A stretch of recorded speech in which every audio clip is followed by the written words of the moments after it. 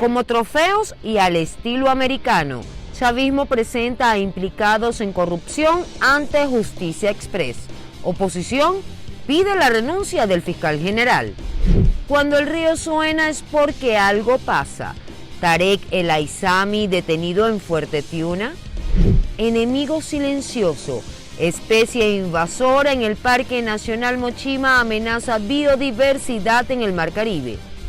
Al menos 70 venezolanos en la lista. ONU crea red de investigación sobre migrantes desaparecidos en Ruta de América. En la mira de la justicia, detienen a presuntos responsables por muerte de migrantes en México. Con todo esto y mucho más damos inicio a la presente emisión estelar de Noticias en Vivo de este miércoles 29 de marzo del año 2023. Les saluda Mildred Manrique. Sean todos bienvenidos. Muy al estilo de Estados Unidos, vestidos con bragas naranjas, en fila y encadenados, presentaron cerca de la medianoche a los implicados en la trama de corrupción de PDVSA y el sistema judicial ante un tribunal que habilitaron en la sede del SEBIN en el Helicoide en Caracas, instancia que acordó privativa de libertad para todos.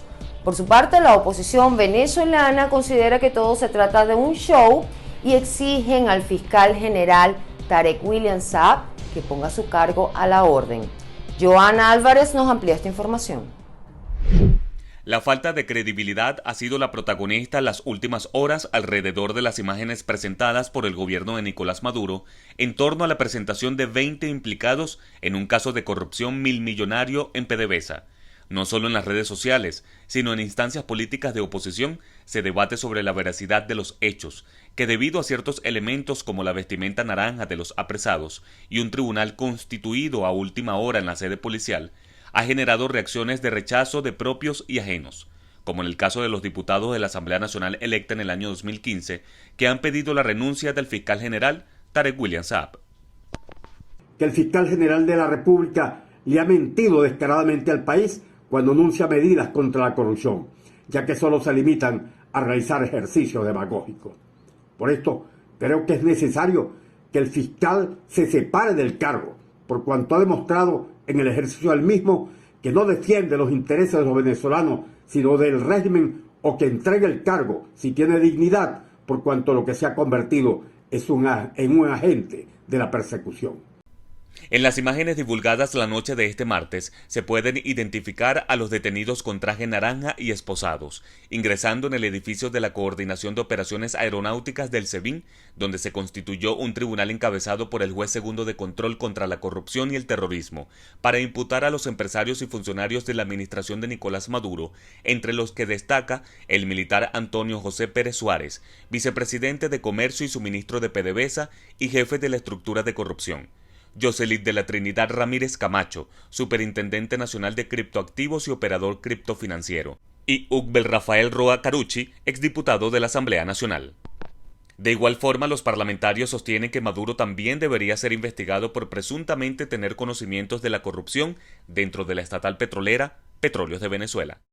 En un país normal, a Maduro, por ese caso, la Asamblea Nacional ya debería estar en proceso de abrirle un antejuicio de mérito, porque hay que recordar que por mandato constitucional le corresponde administrar la hacienda pública, por lo que tiene responsabilidad política en la trama de corrupción de PDVSA.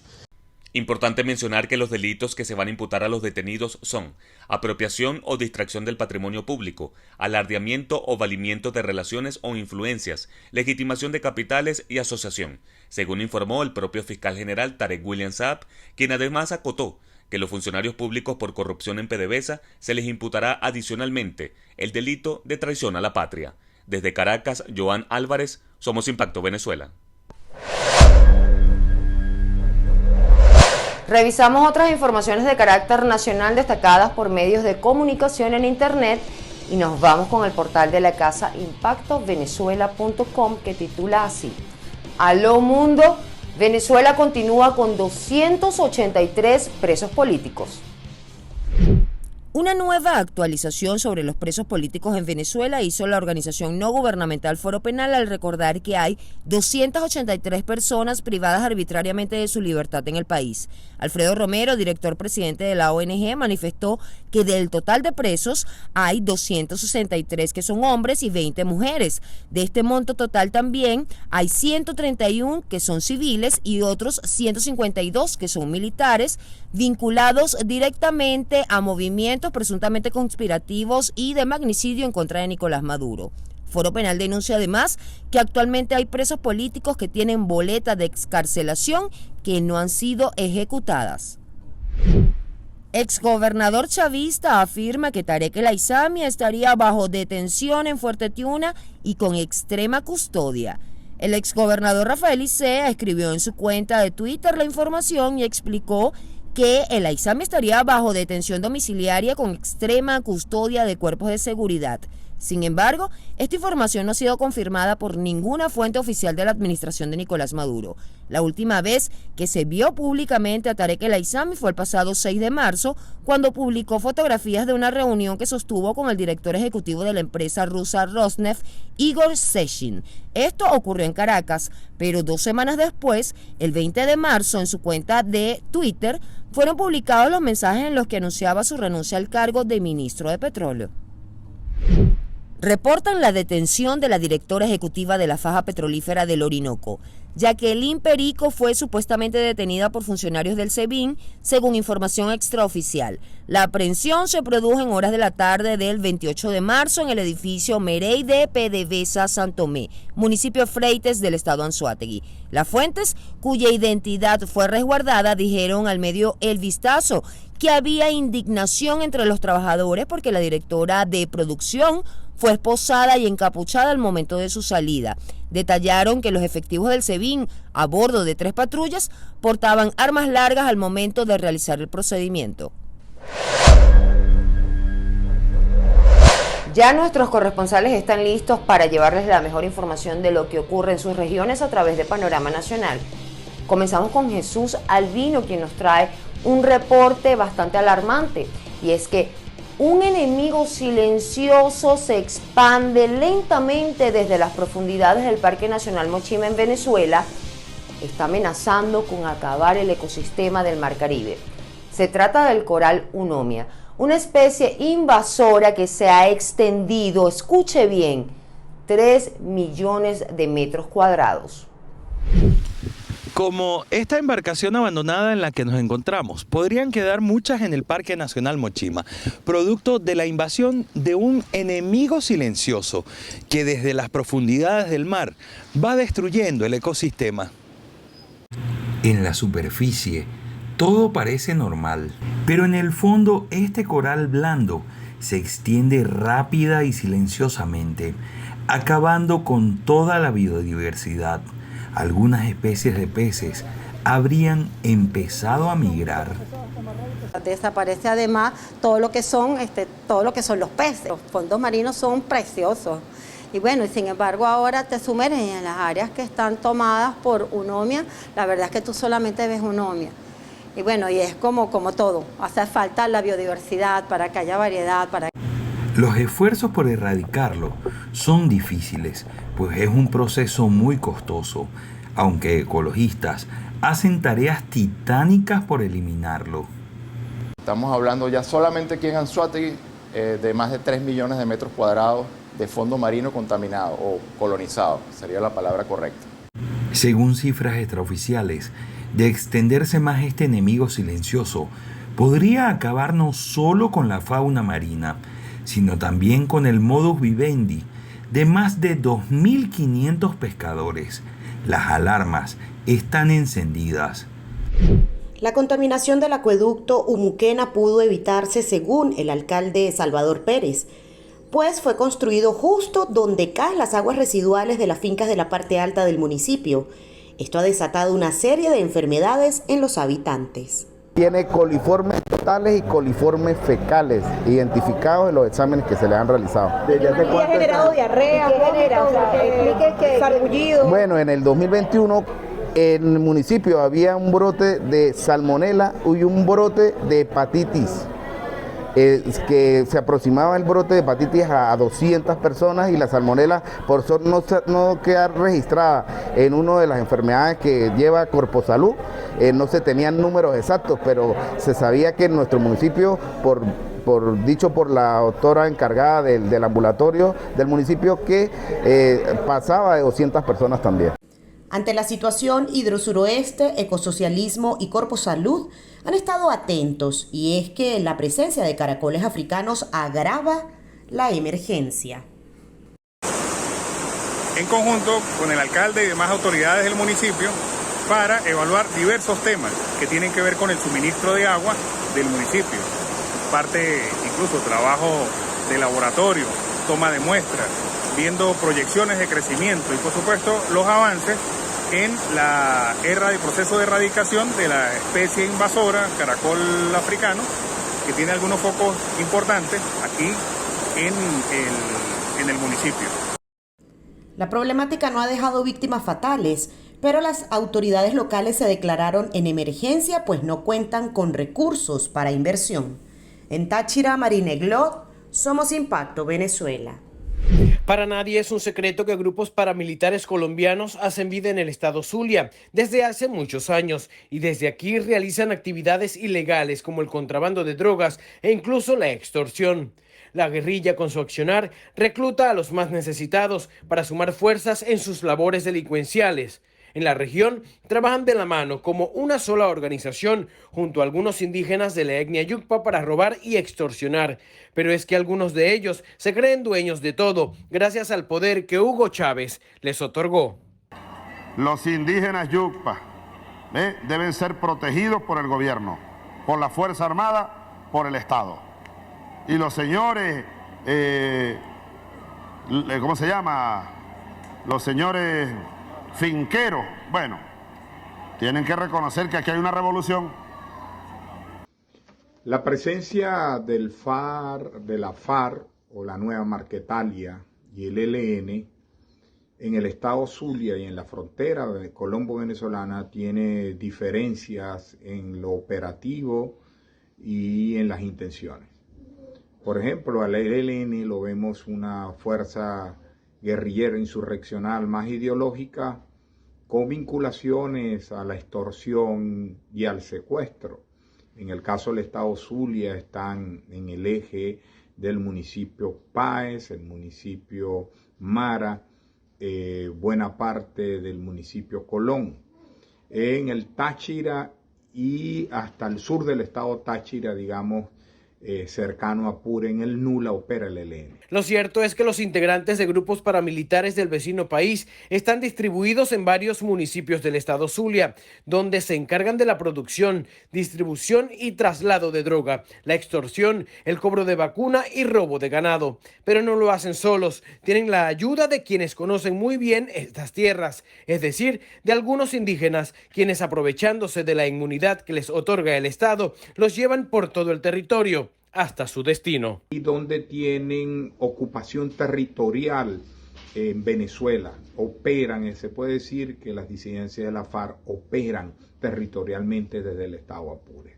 Es decir, el eje de la frontera colombo-venezolano está contaminado de estos grupos guerrilleros, mafiosos y protectores del narcotráfico en los estados Zulia, Táchira y sin duda el estado Apure.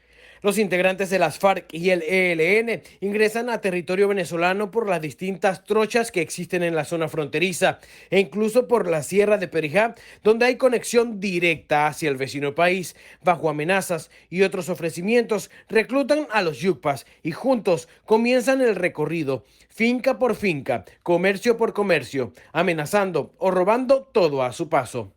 Edwin Prieto, Somos Impacto Venezuela. Peligra la afluencia de temporadistas hacia el paseo de Macuto de cara a la Semana Mayor, y es que los comerciantes de esta zona piden que por favor se embaulen las aguas negras y demás problemáticas como la seguridad. Adecuar los servicios públicos en esta importante zona turística ubicada al este del estado es uno de los requerimientos que hacen los comerciantes que tienen toda la disposición de atender a los turistas. Bueno, que nos presten servicio, nos apoye, el gobierno nos apoye con las cuestiones de la seguridad, aparte de la seguridad, bueno, alumbrados, ¿verdad? Los alumbrados, que es lo que se quiere aquí. En cuanto a las cañerías que se están desbordando y caen en la playa, eso es lo principal que tienen que atacar. Por si fuera poco, la voracidad fiscal determinada por los altos precios de los impuestos también les golpea el bolsillo y por eso solicitan ser apoyados con préstamos bancarios. Créditos para poder seguir, no tenemos ese apoyo. No tenemos ese apoyo, aparte de eso que los servicios nos están comiendo. Porque el sanitario, el relleno sanitario, tenemos que pagar impuestos, todas esas cuestiones y no estamos generando para poder cancelar nada de eso, porque no tenemos la entrada. Estos comerciantes aseguran que pese a los esfuerzos que han emprendido por adecuar esta zona, lamentablemente es mucho lo que falta por hacer. Sí, así le hace falta, pues, por lo menos las aguas negras, un buen mantenimiento, una buena limpieza. Siempre lo hacemos acá, pero nos hace falta como una ayudita, pues una manita. Recientemente, en el paseo de Macuto se desmanteló una cochinera que tenía por lo menos 2 meses funcionando y que arrojaba los desechos al mar. Desde Vargas a Mi Torres, Somos Impacto, Venezuela. No había un día en específico ni tampoco requería de una planificación mayor, pues era algo prácticamente rutinario para cualquier venezolano venir a un centro comercial. Pero el país cambió, la economía cambió y eso trajo consigo un proceso migratorio que también afectó a los centros comerciales. Sin embargo, son sus diferentes juntas directivas las que están haciendo o aplicando diferentes estrategias para garantizar precisamente que vuelvan los clientes. La migración y la situación económica nos ha afectado debido a que la visita al centro comercial ha bajado durante este primer trimestre del año 2023, pero bueno, poco a poco hemos ido retomando las mejoras tanto en el centro comercial y brindando el servicio a todos los que nos visitan, pues. Comerciantes manifiestan que la ausencia principal en algunos centros comerciales es la población más joven. Ha sido bastante difícil puesto que ha bajado mucho lo que es las ventas y bueno, la población que más nos visitaba pues se hizo difícil pues porque ya no nos visitaban, que era la población juvenil, que era lo que más se movía aquí en el centro comercial, pues bajó bastante. La competencia en los centros comerciales también ha desaparecido, dando origen a acuerdos y alianzas entre comerciantes que permitan un beneficio mutuo.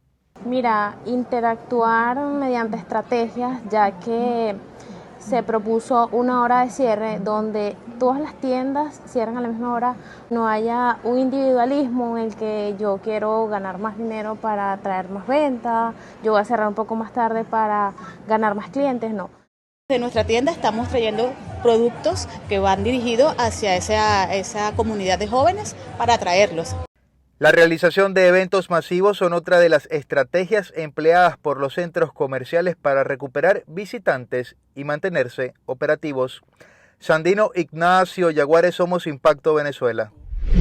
Al menos 2 o 3 asaltos se están produciendo diariamente en el nivel inferior de la Avenida Libertador en Caracas. Esta situación llevó a muchos transeúntes a solicitar el apoyo de Impacto Venezuela.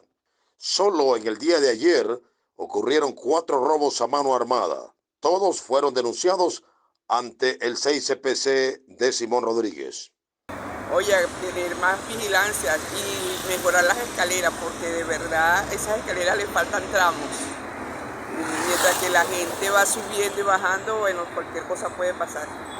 Los denunciantes aseguran que la banda también está integrada por algunas mujeres.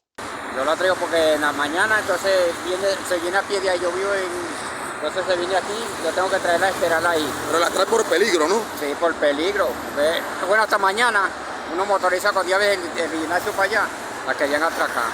Entonces ya salió corriendo. La zona, tanto en la parte superior como en las escaleras, se ha vuelto realmente muy insegura. ¿Qué previsiones deben tomar entonces? ¿Qué es lo que hay que hacer? Colocar más seguridad y las personas están más pendientes. Los delincuentes, según denunciaron, utilizan armas de gran potencia. ¿Qué es lo que hay que hacer entonces frente a tanta inseguridad? Hay que estar alerta cuando lleguemos a ver si está alguien por allí, pasar, atravesar, porque seguridad. si no hay autoridades y no hay seguridad, ¿qué podemos hacer? Cuidarnos nosotros mismos, pasar acompañados, no pasar solos, no pasar altas horas de la noche. Realmente esta zona es muy transitada por peatones de manera permanente. En Simón Rodríguez, en la sede del CICPC, se han recibido varias denuncias y la comunidad está a la espera de que estas denuncias produzcan una movilización policial para enfrentar tanto vandalismo y además inseguridad en una zona muy concurrida en horas pico, de 6 a 8 de la mañana y de 5 a 7 de la noche. En Caracas, Santiago Gutiérrez, Somos Impacto Venezuela. Una nueva red de estudios será implementada por la Organización Internacional para las Migraciones con el objetivo de investigar la desaparición de migrantes en los pasos migratorios más comunes de Latinoamérica. La red será gestionada por el Global Data, que ya supervisa desde hace casi una década el proyecto. En los últimos 4 años, los reportes de migrantes desaparecidos se cuadruplicaron, al pasar de 83 en 2017 a 349 en 2021. Sin contar las más de 1.000 muertes registradas en 2022, según las estadísticas de Proyecto Migrantes Desaparecidos. De esta cifra, un 20% corresponde a venezolanos. Mientras tanto, en Estados Unidos, los republicanos cocinan una nueva medida especial en contra de los migrantes para proteger la frontera. Se trataría de una ley que permitiera detener a los migrantes indocumentados, la cual los demócratas denominaron el Escuadrón de la Muerte. Cabe resaltar que desde 2022 una ola de migrantes, entre ellos miles de venezolanos, en busca del sueño americano intentan cruzar desde México a Estados Unidos. El volumen es tan alto que sobrepasa la capacidad de las autoridades migratorias y ha obligado a tomar medidas como el parole humanitario. Con esta nueva medida, los migrantes podrán ser calificados de delincuentes e incluso ser sometidos a prisión y a cadena perpetua. Informó para ustedes Génesis Pérez, Somos Impacto Venezuela. En otras noticias internacionales continuamos con el tema migratorio. El gobierno mexicano asegura que los responsables de las muertes de los migrantes durante el incendio que se generó en Ciudad Juárez fueron puestos a la orden de fiscalía. El canciller mexicano Marcelo Ebrard informó a través de su cuenta en Twitter que los responsables directos de los hechos en los que murieron más de 40 migrantes en el incendio de la estación migratoria en Ciudad Juárez ya fueron presentados ante la Fiscalía General de la República. Sin embargo, no precisó la cantidad ni la identidad de los presentados. También dijo que estableció contacto con los gobiernos de Colombia, Ecuador, Guatemala, Honduras, El Salvador y Venezuela para informar de la tragedia. Por su parte, el presidente Andrés Manuel López Obrador pidió a la Fiscalía avanzar con la investigación para entender qué sucedió realmente. Aseguró que en su gobierno no se permitirán este tipo de violaciones a los derechos humanos. Debemos reafirmar nuestro compromiso. Senadores estadounidenses presentaron la Ley de Democracia Venezolana.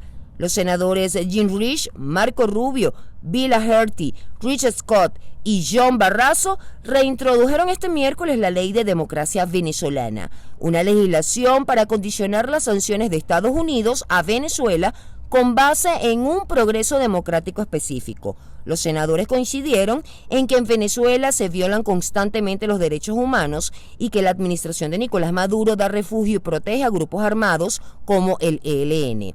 Alegaron también que el gobierno de Joe Biden ha sido débil ante la situación de Venezuela y por ello es importante continuar impulsando una transición hacia la democracia a través de elecciones libres y justas.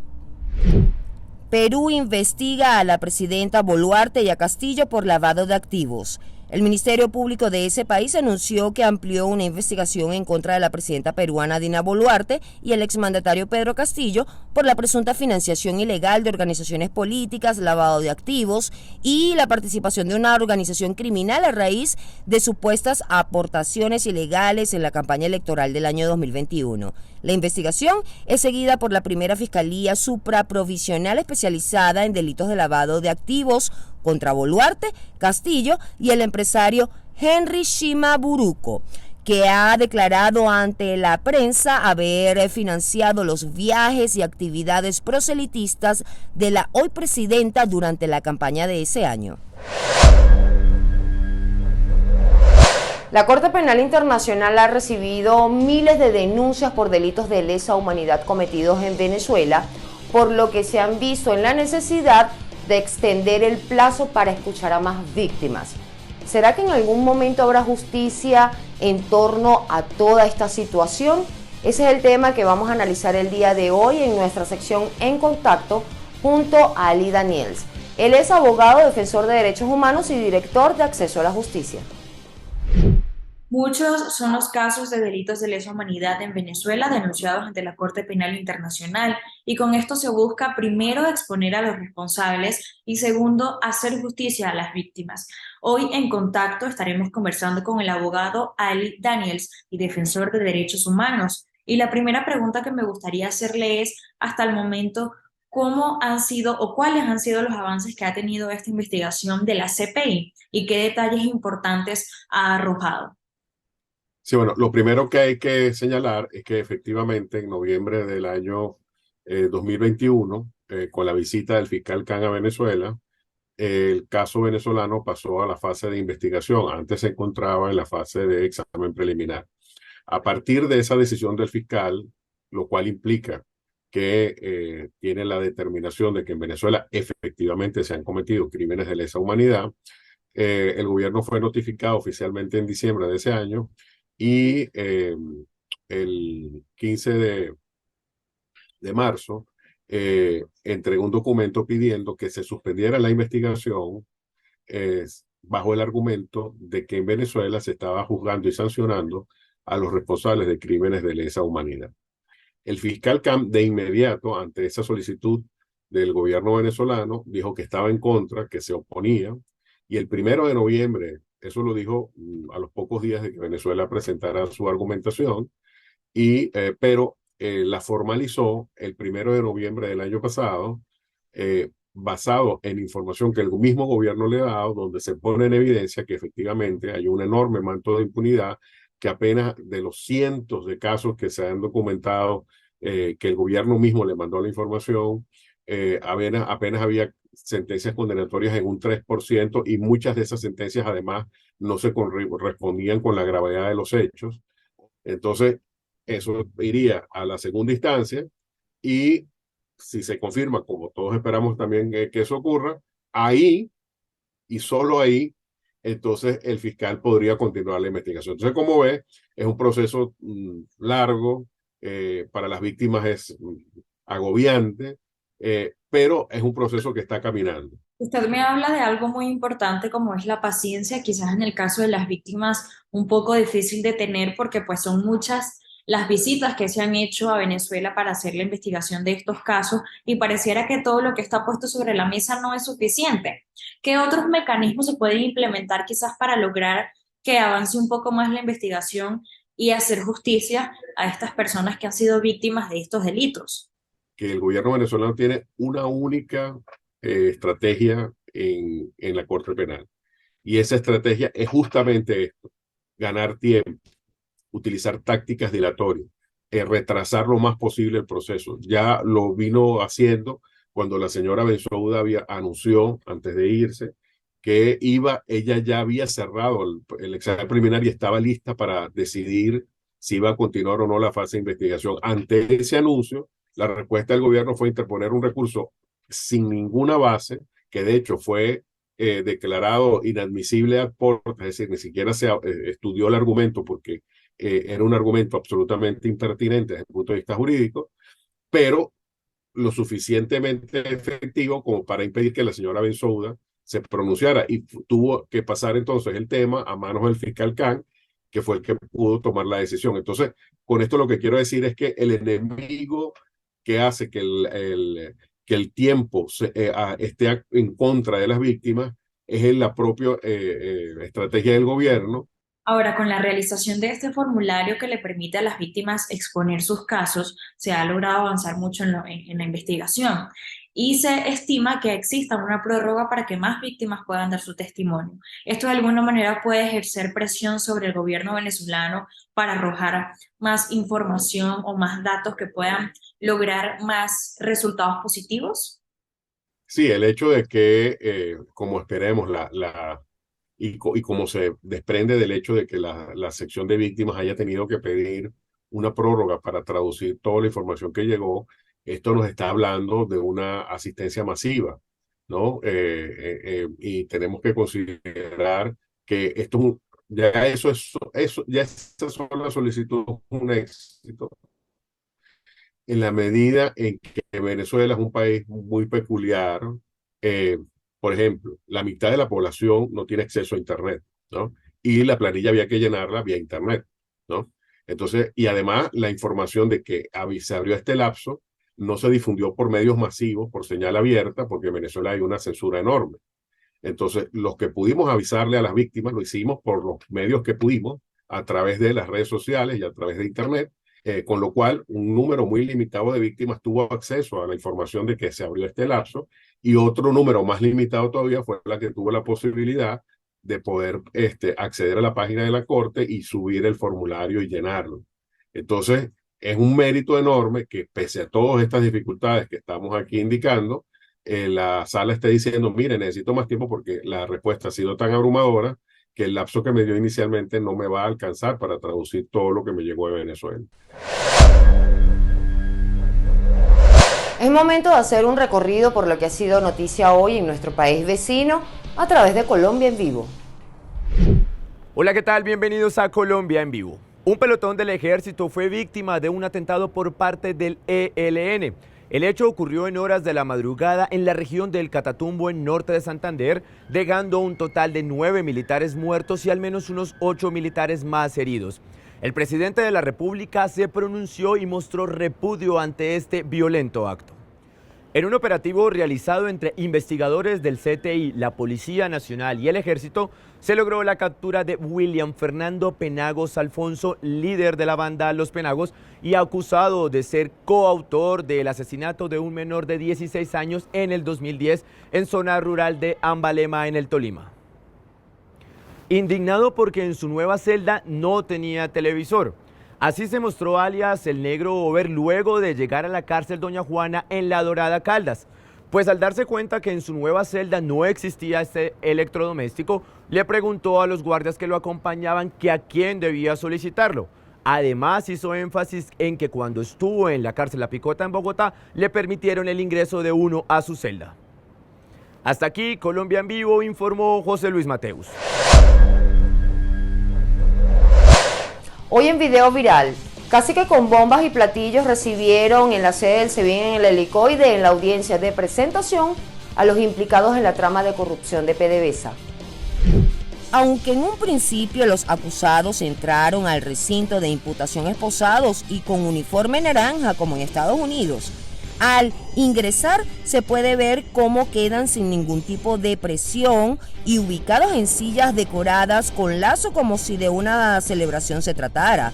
Esto, por supuesto, despertó la indignación de los venezolanos, asegurando que no es más que un show para hacer creer que se está haciendo justicia y que más adelante quedarán en libertad. Hablan las redes, es momento de leer los comentarios que nos deja nuestra audiencia relacionados a la pregunta del día del noticiero matutino de Impacto Venezuela que diariamente publicamos en todas nuestras plataformas. Y la de hoy es la siguiente. ¿Crees que fue negligencia de las autoridades que 40 migrantes perdieran la vida durante el incendio que se registró en Ciudad Juárez? En nuestra cuenta de Instagram, @ImpactoVE, Ronnie Pérez dice que hay que ver las condiciones. Tenían comida, agua, aseo. Algo desencadenó esa rabia y no era precisamente la deportación. Por otro lado, Rosa Silva considera que claro que fue negligencia. Ahora, ¿cuál fue el delito de ellos para mantenerlos encerrados? Buscar un país para vivir mejor. ¡Qué pecado, Dios! Pasamos a nuestra página de Facebook. Misael de Jesús Azamar González comenta que no es negligencia. La razón del incendio fueron ellos mismos que hicieron el motín, intentaron salir de México, pero el Instituto de Migración no les respondió y tuvieron que hacer el escándalo que les costó la vida. Vivo en mi país y sé que es difícil ver a migrantes cruzar hacia la frontera. En nuestro canal de YouTube de Impacto Venezuela, Henry Torres, por aquí él dice que no solamente negligencia, sino más bien un crimen con ensañamiento y alevosía, que se investigue a los guardias que estaban de turno en ese momento y que si se les halla culpables que paguen con todo el peso de la ley. Otro comentario, Iroquín 13. Claro que hubo negligencia, las imágenes son elocuentes, no les abrieron las rejas, es un crimen masivo. Qué triste es ver la suerte de nuestros hermanos venezolanos y de otros países por la indiferencia de sus gobiernos respectivos. Que se haga justicia. Por último, José Villarroel Cortés. Él dice que indudablemente que sí. En el video se observa claramente a los custodios paseando por el frente de las celdas. Muchísimas gracias a nuestra audiencia por participar. Continuamos con más. Como si fuera su propio reflejo en el espejo. Así se ven los chavistas acusándose de corrupción unos a otros. Esto es lo que nos trae nuestra caricatura del día. El escándalo por corrupción en Petróleos de Venezuela ha cortado cualquier lazo de amistad que podría existir entre dirigentes chavistas, pues bajo el marco de una supuesta campaña contra la corrupción, los altos mandos de la administración rojita no les ha importado echar a la calle a los de más abajo. Pero la pregunta del millón sería, ¿quién es más corrupto que quién? Hasta aquí el informativo de hoy. Gracias a todos por acompañarme cada día en el noticiero de todos los venezolanos. Recuerden visitar www.impactovenezuela.com, nuestras redes sociales @ImpactoVE y suscribirse a nuestro canal, activar las notificaciones, compartir y comentar. Manténganse bien informados. Hasta la próxima.